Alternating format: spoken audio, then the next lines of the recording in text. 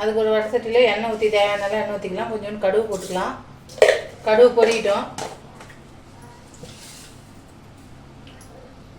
இந்த தொக்கு செய்ய நிறைய வெங்காயம், சின்ன வெங்காயம் பெரிய வெங்காயம் எது வேணாலும் போடலாம்.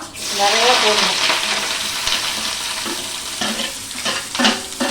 வெங்காயம் வதங்கிறதுக்கு கொஞ்சமாக உப்பு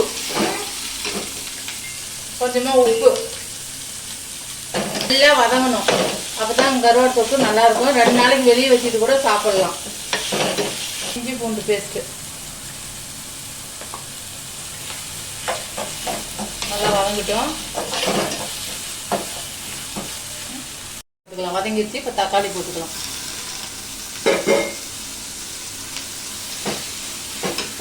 கூட கொஞ்சம் பெருங்காயத்தூள்,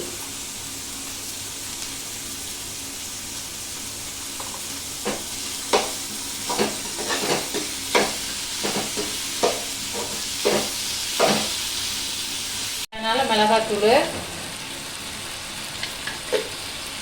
மஞ்சத்தூள்,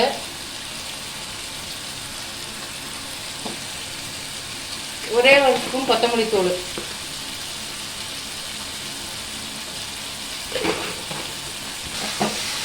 தக்காளி வதங்க இதுவும் பச்சை வாசனை போகிற அளவுக்கு நல்லா வதங்கிட்டோம். அரிசி நல்லா சுடுதண்ணியில் அலசி வச்ச கருவாடை போட்டுக்கலாம். நெத்திரி கருவாடு தான் அது. துண்டு கருவாடு போட்டாலும் நல்லாயிருக்கும். எங்கள்கிட்ட இப்போ நெத்திரி கருவாடு தான் இருந்துச்சு. நெத்திரி கருவாடு போட்டுக்கிறோம்.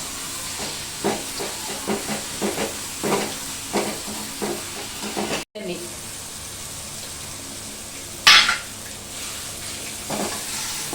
நல்லா இப்போ வேகட்டும்.